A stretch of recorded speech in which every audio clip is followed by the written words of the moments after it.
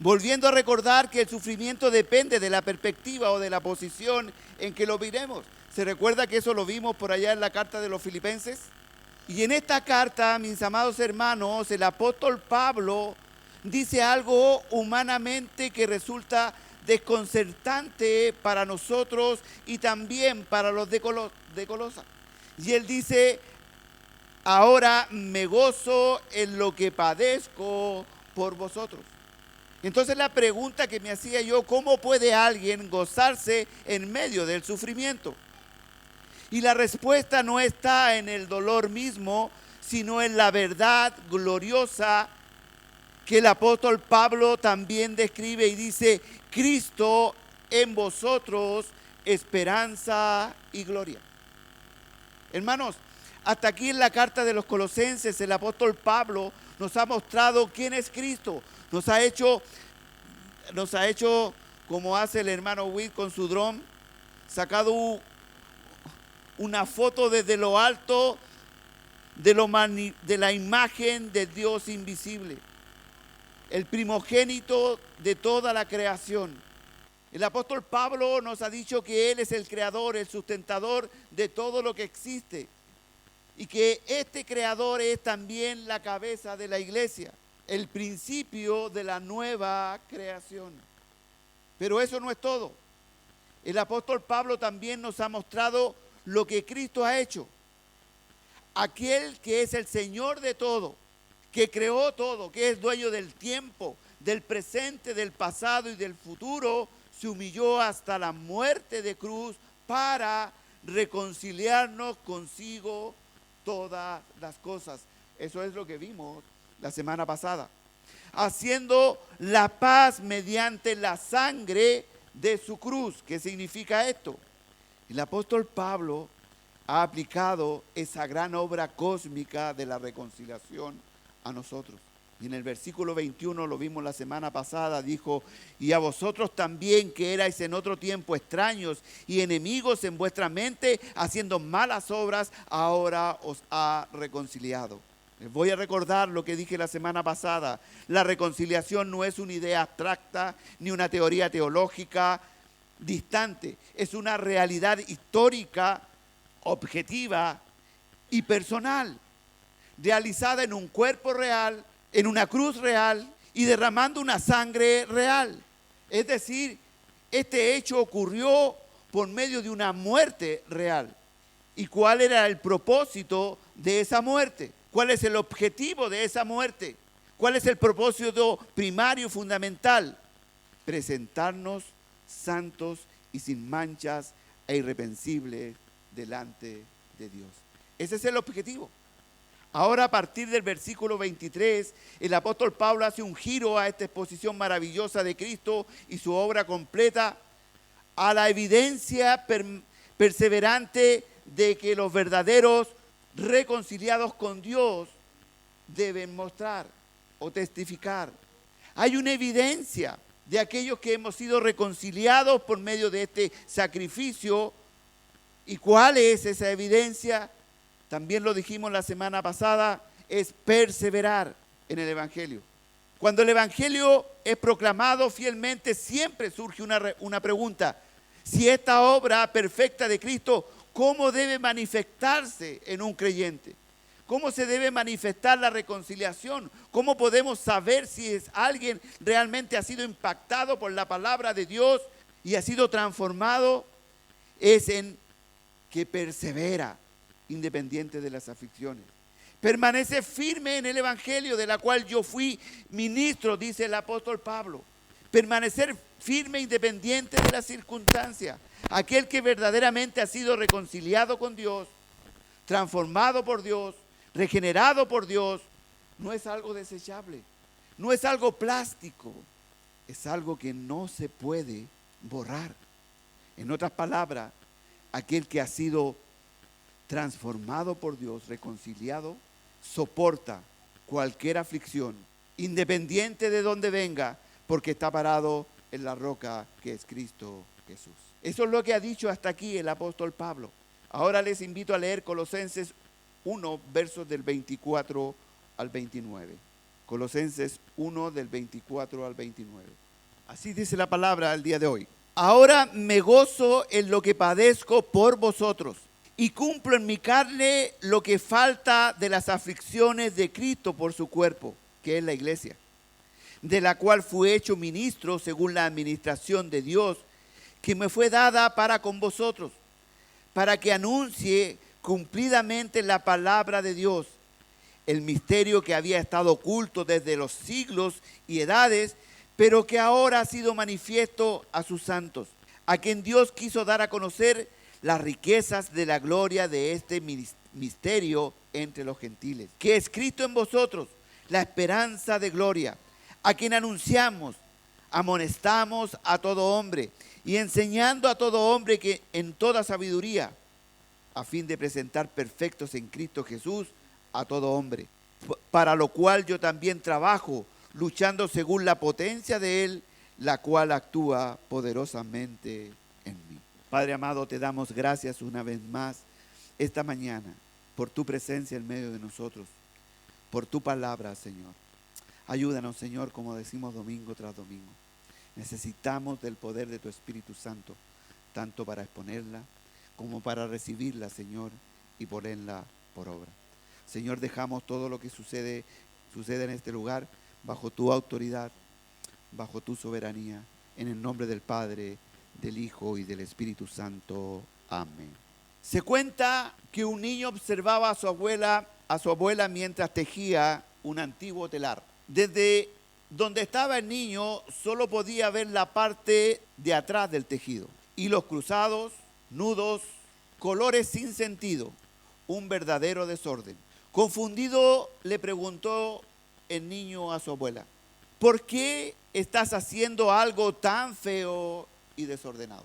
La abuela sonrió y lo invitó a ponerse al otro lado del telar. Cuando el niño miró desde adelante, vio una figura hermosa, armoniosa y llena de propósito. Entonces ella le dijo: desde atrás parece un caos, pero desde el frente se ve el diseño completo. Yo sé exactamente qué hilo usar y cuándo hacerlo.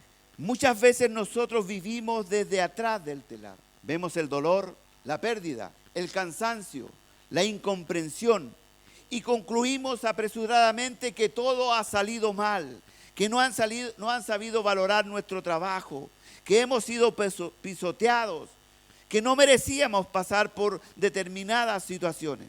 E incluso llegamos a decir que Dios nos ha abandonado y que nuestra fe ha fracasado.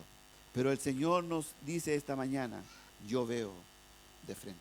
En los versículos leídos observamos numerosas alusiones personales del apóstol Pablo, quien se refiere a su propio ministerio, siempre en relación con el tema fundamental, principal de esta carta, la supremacía de Cristo. El apóstol Pablo introduce su experiencia personal para mostrar que todo ministerio se origina en Dios. Él llama, Él comisiona, Él coloca a sus siervos en una función específica con el propósito de proclamar fielmente la palabra de Dios. En la carta a los Colosenses se percibe claramente la amenaza de los falsos maestros, que intentaban convencer a la iglesia de que Cristo no era suficiente, que se necesitaba algo más que solamente creer en Cristo, que necesitamos un intermediario, que necesitamos hacer ofrenda, que necesitamos ángeles para que nos acerquen más al Padre, emanaciones o tener alguna revelación especial para que podamos entender los ministerios de Dios. Y el apóstol Pablo afirma la absoluta suficiencia de Cristo y declara que su gozo y satisfacción están en servir a la iglesia para que los creyentes sean fortalecidos y alcancen la madurez espiritual, porque toda plenitud descansa en Cristo Jesús. Por eso el apóstol Pablo dice en el versículo 24: ahora me gozo en lo que padezco por vosotros y cumplo en mi carne lo que falta de las aflicciones de Cristo por su cuerpo, que es la iglesia. Ahora me gozo en lo que padezco por vosotros. Esta frase deja en claro que que su sufrimiento no era simplemente una función, un servicio como muchos otros, sino la razón misma de su vida. Sin embargo, para entender bien esta frase, debo aclarar lo que el apóstol Pablo no está enseñando cuando él habla y dice, ahora me gozo en lo que padezco por vosotros. El apóstol Pablo no enseña que la obra redentora de Cristo en la cruz le haya faltado algo. Las aflicciones mencionadas no se refiere al sufrimiento expiatorio de la cruz, porque ese hecho, como lo hemos visto anteriormente, es único, completo e irrepetible. El hecho glorioso de Cristo en la cruz, sino las tribulaciones, aflicciones que acompañan el servicio cristiano.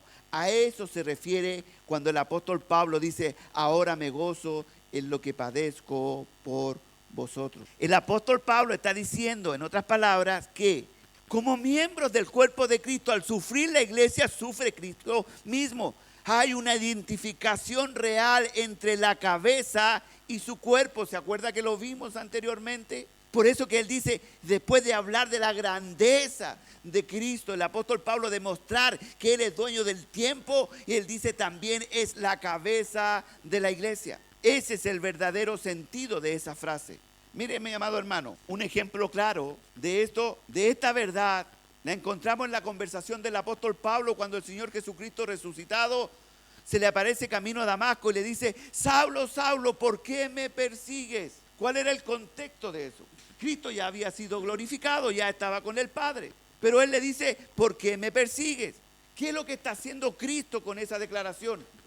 Se está identificando directamente con la iglesia. Al perseguir a los creyentes, Pablo estaba persiguiendo a Cristo mismo. Esto revela una unidad vital, indisoluble, entre Cristo, que lo vimos, cabeza, y su iglesia. Por esta razón, cuando el apóstol Pablo dice, y cumplo en mi carne lo que falta de las aflicciones de Cristo por su cuerpo, que es la iglesia, no se refiere a la obra expiatoria de la cruz, sino al padecimiento que sufre la iglesia y que Cristo asume como propias. ¿Qué dice la palabra también? Las puertas del Hades no prevalecerán contra ¿quién? La iglesia. ¿Y por qué la iglesia? Si nosotros somos personas humanas, ¿por qué no va a prevalecer? Porque está hablando de la cabeza que es Cristo. Contra él no van a prevalecer. Por tanto, el apóstol Pablo no ve el sufrimiento como una derrota, sino como participación de la edificación del cuerpo de Cristo. Lo que para nosotros parece desorden, para Dios es parte de un diseño perfecto donde Cristo es glorificado. La cruz misma fue a los ojos del mundo el mayor fracaso. Sin embargo, fue precisamente allí, en ese escenario de sufrimiento profundo, donde Dios manifestó su gloria de la manera más sublime y que nosotros somos el resultado de ello. ¿Se entiende? Pero el apóstol Pablo no se queda ahí, dice, padezco por vosotros. Su dolor no es estéril ni egocéntrico, pobre de mí, sino que él dice, padezco por vosotros. Es sacrificial y pastoral. El sufrimiento del siervo de Dios se convierte en un instrumento para el crecimiento, la edificación y la firmeza del cuerpo de Cristo. Hablaba con alguien en consejería y le decía, ¿por qué tú crees que te está pasando esto? No sé por qué me pasa esto solo a mí. Yo tenía una vida ordenada, trabajé 20 años en una municipalidad y está todo perfecto, y yo no me metía en política, yo no me metía en nada porque yo quería conservar mi trabajo, yo me dedicaba a trabajar y nada pasó. Y de repente me encuentro en este lugar desolado que quiero hasta quitarme la vida. Entonces la pregunta que le hacía, ¿yo te has preguntado alguna vez por qué Dios te tiene en esta condición, en este lugar? Y se justificaba diciendo que sus pensamientos no lo dejaban. Hermanos, ¿qué quiero decir con esto? Esto nos enseña que el sufrimiento no siempre es señal de fracaso espiritual. Muchas veces es evidencia de fidelidad al llamado de Dios. Miremos al apóstol Pablo. ¿Dónde estaba cuando estaba escribiendo esta carta? ¿Estaba qué? En la cárcel. No estaba en la playa. No estaba con palmeras.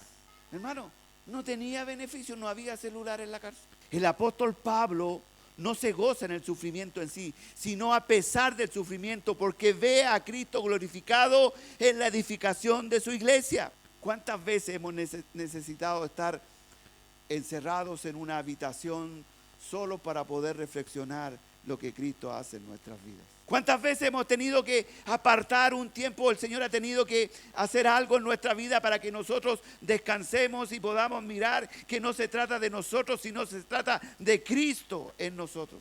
Así como el apóstol Pablo afirma que está dispuesto a entregar todo con gozo y alegría para que Cristo sea glorificado, porque esa es la razón de su existencia. A partir del ejemplo ministerial, el apóstol enfatiza desde el versículo 25 en adelante que Cristo debe ocupar el lugar central del ministerio.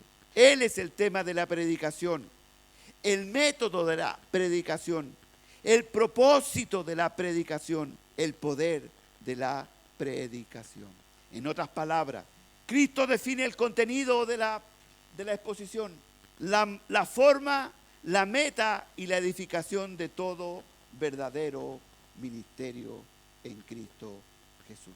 Por eso el versículo 25 de Colosenses dice en adelante: de la cual fui hecho ministro según la administración de Dios que me fue dada para con vosotros, para que anuncie cumplidamente la palabra de Dios, el misterio que había estado oculto desde los siglos y edades, pero que ahora ha sido manifestado a sus santos, a quienes Dios quiso dar a conocer las riquezas de la gloria de este misterio entre los gentiles, que es Cristo en vosotros, la esperanza de gloria. ¿Qué le dije al inicio? Cristo en vosotros, la esperanza de gloria. La esperanza de gloria. El tema central del ministerio del apóstol Pablo es este. Y este principio no solo es aplicable a los apóstoles, a quienes han sido llamados a un ministerio formal, sino a todo creyente, porque cada cristiano es un embajador de Cristo. Por esta razón el apóstol Pablo desarrolla su ministerio con gozo, aún en medio del sufrimiento, en la cárcel, sabiendo que fue llamado, comisionado por Dios, para que anuncie cumplidamente la palabra de Dios. ¿Nos siguen el tema? ¿Nos siguen los versículos? La proclamación de la palabra es el eje primario de todo verdadero ministerio. No hay nada más importante. Cuando la palabra de Dios es preeminente, principal, superior, Cristo es principal, preeminente y superior. Por lo tanto, no se trata de opiniones personales, no se trata de experiencias personales, no se trata de experiencias humanas, de quien ha tenido más o menos aflicciones. No se trata de conjeturas propias, sino se trata de la palabra de Dios. Solo la palabra de Dios tiene poder y autoridad en todo aquel que ha sido reconciliado con Cristo Jesús. El apóstol Pablo lo ha dicho una y otra vez en sus cartas, que dijo en Corintios: mi propósito es proclamar el testimonio de Dios, no el suyo. Tuvo experiencias personales maravillosas, tuvo hasta en el tercer cielo.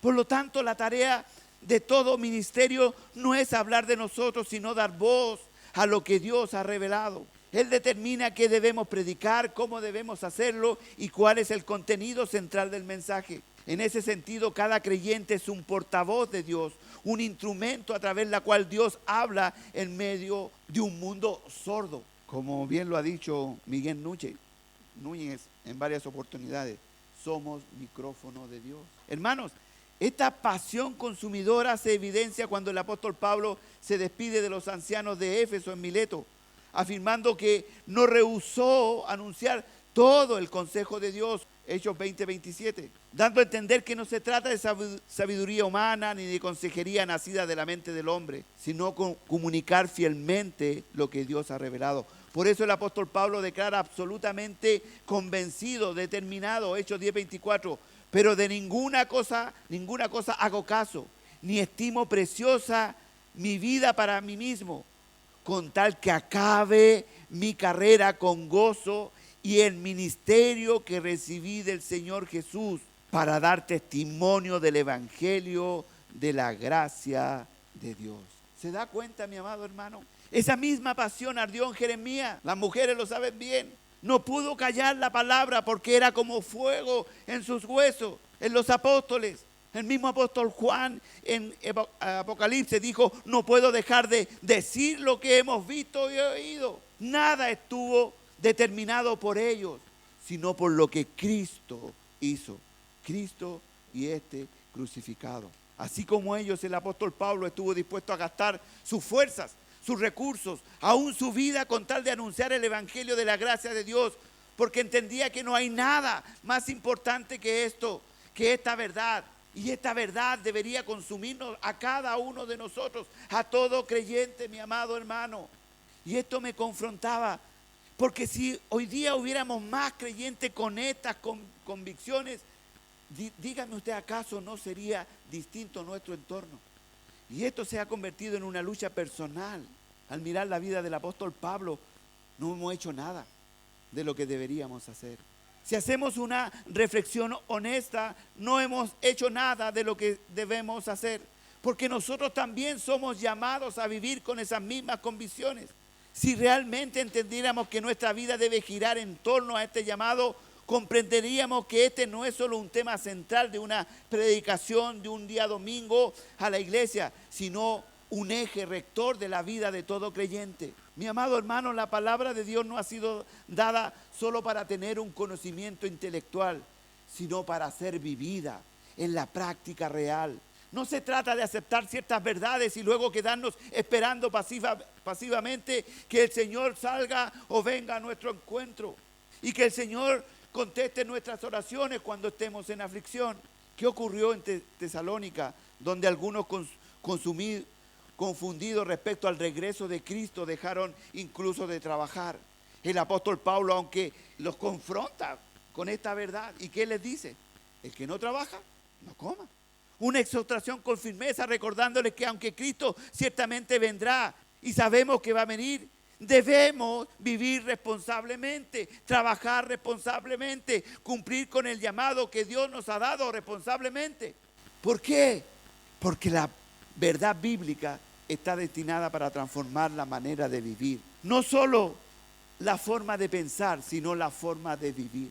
Por eso el apóstol Pablo declara con convicción que fue hecho ministro conforme a la administración de Dios que le fue dada para servir a la iglesia. Con el propósito ¿de qué? De anunciar. ¿De qué está hablando? De él mismo. De anunciar cumplidamente. ¿Qué significa la palabra cumplidamente? Cabalmente, completamente, íntegramente. ¿Qué cosa? Para anunciar cumplidamente, cabalmente, completamente, íntegramente la palabra de Dios. Este era el centro de su vida. Estaba dispuesto a gastarlo todo por amor a las almas, aún sabiendo que muchas veces amando más sería amando menos, proclamando la verdad, la palabra de Dios, aún sabiendo que muchas veces por decir la verdad, lo que está escrito en la palabra de Dios es rechazado. Él dijo, no voy a caer en eso. ¿Por qué? Porque era una convicción que ardía en su interior, y esa debe ser la convicción que debe arder también en nosotros. Por eso decía al inicio, no son nuestras experiencias personales, pero sí que en medio de las experiencias personales nosotros podemos ver la mano de Dios llamándonos a reflexionar, llamándonos a descansar en Él, en su soberanía. Por lo tanto, ¿cuál es el tema central de toda la Escritura? El apóstol Pablo lo expresa de una manera extraordinaria en el versículo 27 al final. Cristo en nosotros, esperanza y gloria. Este es el contenido supremo del mensaje cristiano. ¿Qué significa Cristo en vosotros, esperanza de gloria? Cristo en vosotros, esperanza de gloria. El apóstol Pablo expresa de manera extraordinaria, resumida, solamente con palabras guiadas por el Espíritu Santo, que Cristo en vosotros, esperanza de gloria. Este es el contenido supremo del mensaje cristiano, que significa que Jesús no está solo con nosotros, ni solo a favor de nosotros, sino que vive en nosotros. ¿Puede entender por qué yo le dije en la mañana que Cristo en nosotros es esperanza y gloria? ¿Por qué? Porque Cristo no solo está con nosotros, no solo está a favor de nosotros, sino que Cristo vive en nosotros.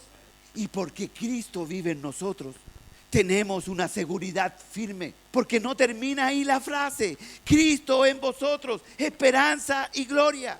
Porque Cristo vive en nosotros, habita en nosotros. Tenemos la firme convicción que un día participaremos plenamente de su gloria. Eso dice la palabra de Dios. Y eso me ayuda a ver la aflicción no desde atrás del telón, sino de adelante.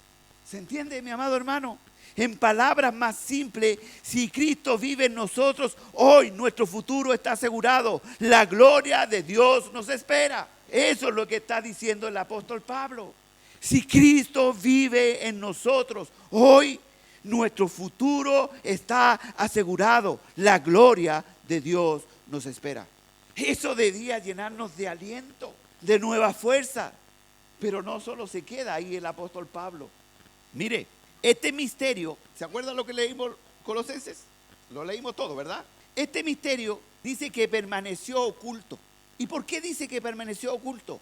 Refiriéndose al antiguo pacto. Este misterio, dice, permaneció oculto en el antiguo pacto, pero ha sido ahora revelado a los creyentes del nuevo pacto. Y este misterio tiene alcances profundos, comenzando por la inclusión de los gentiles a la iglesia. Me explico. Al inicio, la iglesia, después de Pentecostés, cuando el Espíritu Santo descendió sobre los 120, Pedro predicó y miles fueron añadidos a la iglesia, a la fe. ¿Se acuerdan de eso? A grandes rasgos. Sin embargo, el crecimiento inicial o la participación inicial se daba solamente en Jerusalén. ¿Están aquí? Más adelante, cuando el evangelio llegó a Samaria a través de la predicación de Felipe, los samaritanos también recibieron ¿qué cosa? El Espíritu Santo sobre ellos. ¿Qué pasó con ese hecho? ¿Qué pasó con ese hecho que parece que no tener mayor relevancia? Pero sabe, mi amado hermano, esto presentó un impacto profundo. ¿En quién? En los apóstoles. ¿Por qué? Este hecho, Pedro predicó, se convirtieron y estaban todos felices, ¿cierto? Después sale Felipe a Samaria y también se convierten en Samaria. Pero ese hecho que también debería llenarlos de gozo a ellos, también presentó un impacto enorme en los apóstoles. ¿Por qué? Porque ahí comprendieron que no solo los judíos eran partícipes de ¿qué? Exacto. Aquellos que ellos consideraban enemigos, ahora están siendo incluidos en el nuevo pacto. Y esto no se detuvo allí. A través de la dispersación de la iglesia, el Señor continuó extendiendo su gracia soberana a todos los gentiles. Cristo ya no estaba físicamente en el mundo, pero su cuerpo, la iglesia, continúa siendo perseguida, rechazada y afligida por causa del evangelio. Cuando el apóstol Pablo sufre por anunciar a Cristo, es Cristo mismo sufriendo en él. Y sufrimiento de Cristo tiene un propósito. ¿Por qué vuelvo atrás en estas palabras? Porque el propósito de toda aflicción es edificar la iglesia. Vuelvo a retomar. Este misterio de Cristo en vosotros, esperanza y gloria, tiene en primer lugar que ver con la inclusión de los gentiles al plan de la salvación. ¿Me siguen? Y ahora podemos entender los versículos 26 y 27. Leámoslos, por favor. El misterio que había estado oculto desde los siglos y edades, pero que ahora ha sido manifestado a sus santos, a quienes Dios quiso dar a conocer las riquezas de la gloria de este ministerio entre los gentiles. Para los judíos esta verdad fue extremadamente difícil de aceptar. Basta recordar al apóstol Pedro, a quien Pablo tuvo que confrontar públicamente en Gálatas. ¿Por qué? Por temor a los judíos se apartaba de los gentiles. Le costó comprender que Cristo no solo vino a buscar y a salvar al pueblo perdido de Israel, sino también lo que se había perdido del mundo. Esta es la primera dimensión del ministerio, la expansión del evangelio a todas las naciones, sin importar raza, cultura o condición. Aquello estuvo oculto en el pasado y hoy ha sido revelado por medio del evangelio. Pero hay una segunda dimensión aún más profunda. Tiene que ver con la profundidad del ministerio. No solo los gentiles son incluidos en la salvación, sino que Cristo mismo viene a habitar en cada creyente por medio del Espíritu Santo. Esa es una revelación extraordinaria. Miremos cuántos años el pueblo estuvo, en el Antiguo Testamento el pueblo estuvo con esto velado, tapado. Ellos no pudieron experimentar lo que ahora podemos experimentar nosotros, que Cristo mismo viene a habitar en cada creyente por medio del Espíritu Santo. Eso es lo que significa esta gloriosa expresión.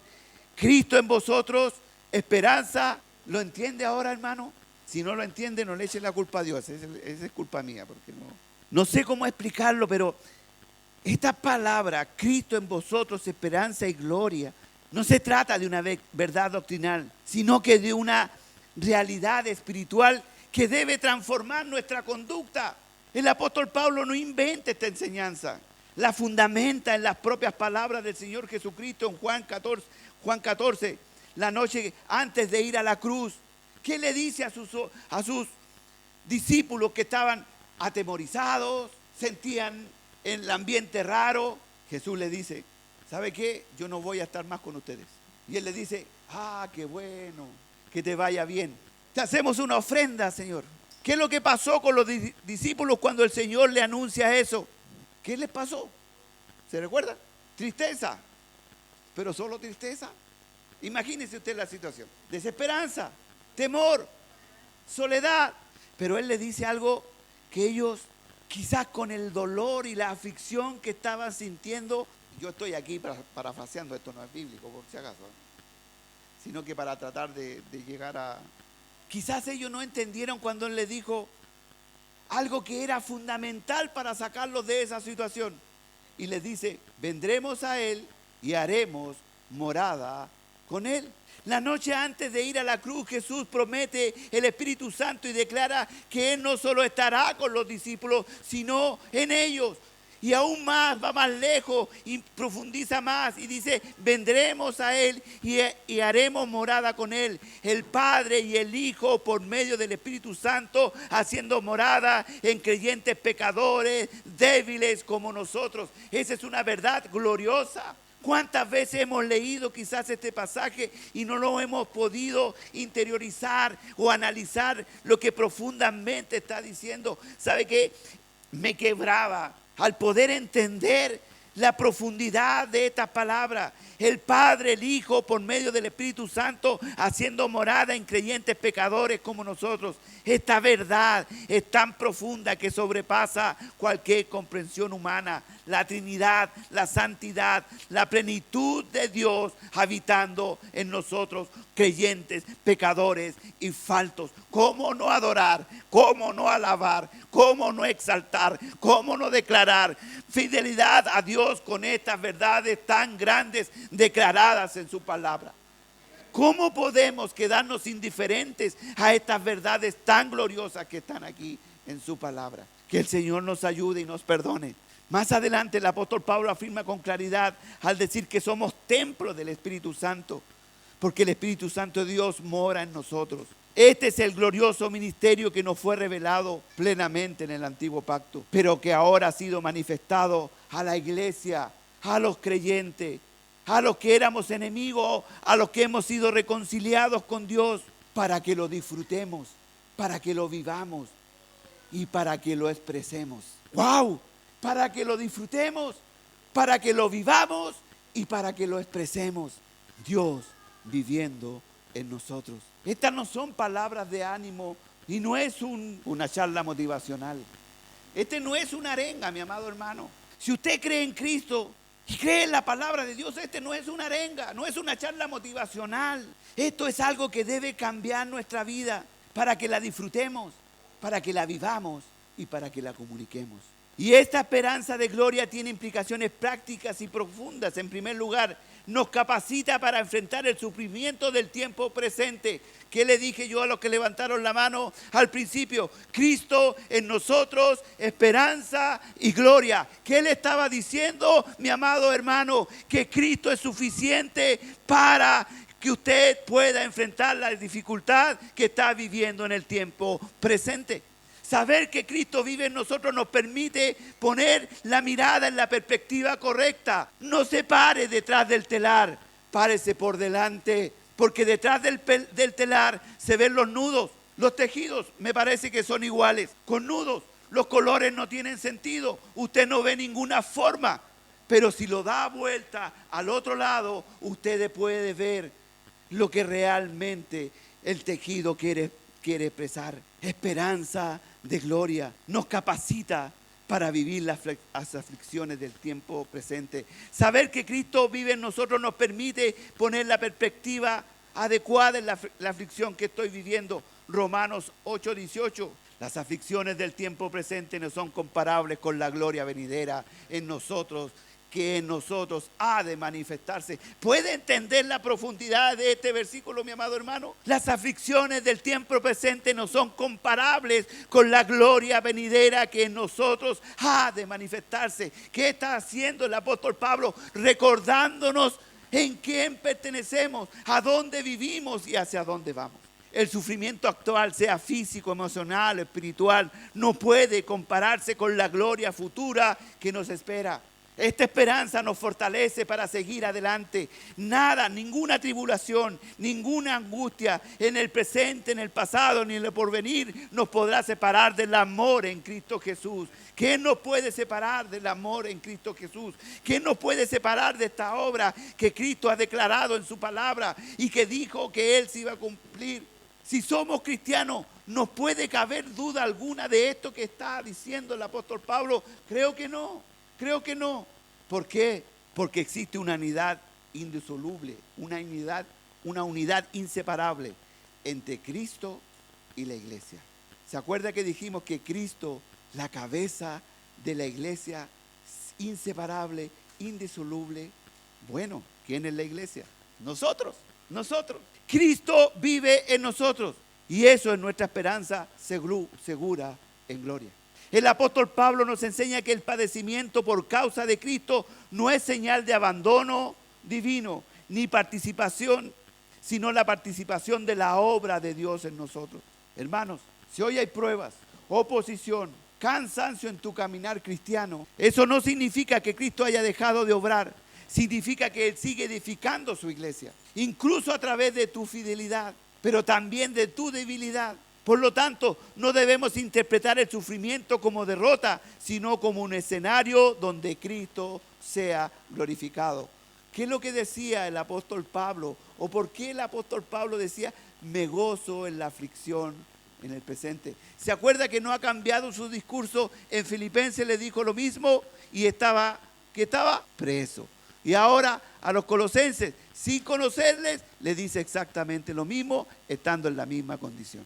La vida cristiana no gira en torno a nuestra comodidad, sino a la edificación del cuerpo de Cristo, porque el cristiano bíblico no es individualista. Somos parte del cuerpo. Hemos sido reconciliados para vivir en comunidad, sirviéndonos unos a otros. Y cuando eso implique sacrificio personal, dar gloria a Dios. Por eso debemos hacernos la siguiente pregunta. ¿Mi fe está orientada al bienestar personal o al bienestar del cuerpo de Cristo? El centro del mensaje de la vida cristiana es Cristo, no la experiencia. No anunciamos métodos, ni ideas, ni emociones, anunciamos a Cristo. El corazón de ese anuncio es esta verdad gloriosa. Cristo en nosotros, esperanza de gloria. Dios no solo quiere salvarnos, sino que Dios quiere llevarnos a la madurez espiritual. Cada aflicción en Cristo Jesús tiene un objetivo y es hacernos crecer a la imagen de Jesucristo, el creador de todas las cosas, la imagen visible del Dios invisible. En la cabeza de la iglesia, cada aflicción, cada sufrimiento, debemos vivirla del lado correcto. Debemos mirarla del lado correcto para ver la mano poderosa del Dios soberano que sustenta todas las cosas. ¿Se acuerda que hemos visto que el Dios que sustenta y que mantiene el cosmos en el orden correcto, también mantiene nuestra vida en su mano? Hermano, en este día, Cristo nos dice, Cristo en nosotros, esperanza y gloria. La gracia que nos reconcilia también nos transforma. No debemos conformarnos con una fe superficial. Debemos permitir que Cristo transforme nuestro carácter. Debemos comprender que el poder de Dios vive en nosotros, que el poder servir no viene de nosotros, que el ser fuerte no viene de nosotros, sino de Cristo en nosotros. Más adelante el apóstol Pablo dice que él lucha, trabaja y persevera y reconoce que no es por sus fuerzas, según la potencia, dice, que opera en él. Y esa también debe ser nuestra convicción, mi amado hermano. Cuando entendemos que es el poder de Dios obrando en nosotros, esto nos libra del orgullo, el desaliento, la confusión. Yo estoy seguro que más de algunos de nosotros en la semana nos hemos sentido desenfocados, desanimados, pero también el orgullo ha operado en nosotros, en tomar decisiones, en cómo enfrentamos las dificultades que tenemos por delante. Muchas veces nos sentimos débiles, o quizás como yo pensando, ¿de dónde voy a sacar plata para seguir avanzando? Pero muchas veces en esas frases solamente hay orgullo, hay vanidad, hay desconfianza y descontento, porque lo más grande ha sido dado. Cristo en nosotros, esperanza y gloria. Muchas veces nos cuesta reconciliar el sueño en pensando en lo que tenemos por delante, cuando lo más grande ya lo hemos alcanzado. Cristo en nosotros, esperanza y gloria. Muchas veces vivimos desde atrás del telar. Vemos el dolor, la pérdida, el cansancio, la incomprensión y concluimos apresuradamente que algo salió mal y que Dios nos ha abandonado y que nuestra fe ha fracasado y producto de nuestro pecado no merecemos tanta misericordia. Pero Dios ve la obra completa. Dios ve la obra completa en nosotros. El apóstol Pablo no ve su sufrimiento como derrota, sino como la participación en la edificación del cuerpo de Cristo. Lo que para nosotros puede parecer desorden, vacío, sin sentido, para Dios es parte de un diseño perfecto, glorioso en Cristo Jesús. Y su propósito no es hacerlos brillar aquí en la tierra, sino que brillemos con Él en el cielo. La cruz misma fue a los ojos del mundo el mayor fracaso.